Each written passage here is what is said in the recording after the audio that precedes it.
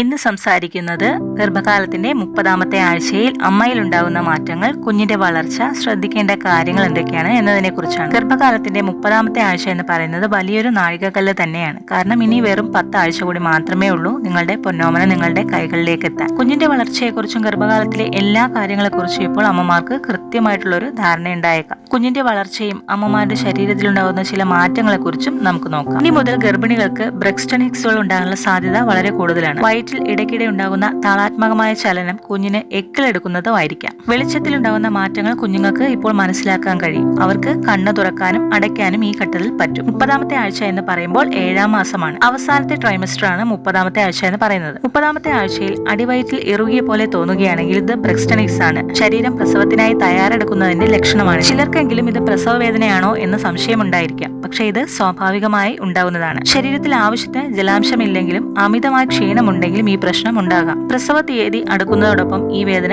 കൂടി വരുന്നതാണ്. അതുപോലെ ഗർഭാവസ്ഥയിൽ ശരീരഭാരം കൂടുകയും വയറ് വലുതാവുകയും ചെയ്യുന്നതനുസരിച്ച് ചർമ്മം വലിയുകയും വരണ്ടതാവുകയും ചെയ്യും.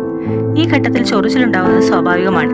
മോയ്സ്ചറൈസിംഗ് ലോഷൻ പുരട്ടുന്നത് നന്നായി ജലാംശം നിലനിർത്തുന്നതും ഈ പ്രശ്നം ഒഴിവാക്കാൻ സഹായിക്കും. ഡോക്ടറുടെ നിർദ്ദേശപ്രകാരം ലോഷനുകൾ ഉപയോഗിക്കാവുന്നതാണ്. അതുപോലെ ഗർഭപാത്രം വലുതാവുകയും വയറും ഡയഫ്രോം ശ്വാസകോശത്തിലേക്ക് തള്ളുകയും ചെയ്യുന്നത് മൂലം ശ്വാസമെടുക്കാൻ ഗർഭിണികൾക്ക് അല്പം ബുദ്ധിമുട്ടുണ്ടാകും. ശ്വാസകോശത്തിന് വികസിക്കാൻ അധികം ഇടം നൽകുന്നതിന് സാവധാനം നീങ്ങി നേരെ ഇരിക്കുക. നിങ്ങൾക്ക് നെഞ്ചുവേദനയോ ശ്വസിക്കുന്ന രീതിയിൽ വലിയ മാറ്റമോ അനുഭവപ്പെടുകയാണെങ്കിൽ ഉടൻ തന്നെ ഡോക്ടറെ കാണുക. കുഞ്ഞിന്റെ വളർച്ചയിലേക്ക് കടക്കുമ്പോൾ ഈ ഒരു വീക്കിൽ കുഞ്ഞിന്റെ ഏകദേശം എല്ലാ ഓർഗൻസും തന്നെ നല്ല രീതിയിൽ തന്നെ ഡെവലപ്പ് ആയിട്ടുണ്ടാവും.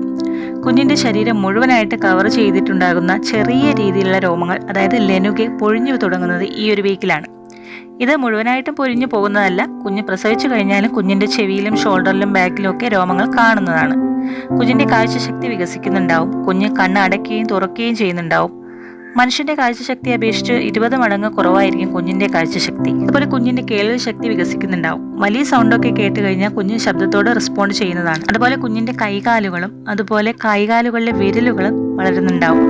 കുഞ്ഞിന്റെ ശ്വാസകോശം വികസിക്കുകയും നല്ലപോലെ ശ്വസിക്കാൻ പഠിക്കുകയും ചെയ്യുന്നുണ്ടാവും. അതുപോലെ കുഞ്ഞ് നല്ല രീതിയിൽ തന്നെ വിഴുങ്ങാനും പഠിക്കുന്നുണ്ടാവും. കുഞ്ഞിന്റെ ദഹന പ്രക്രിയ നല്ല രീതിയിൽ തന്നെ പ്രവർത്തിച്ചു തുടങ്ങുന്നുണ്ട്. കുഞ്ഞ് ഏകദേശം ഒരു ക്യാബേജിന്റെ അത്ര വലുപ്പമായിരിക്കും ഉണ്ടാവുക.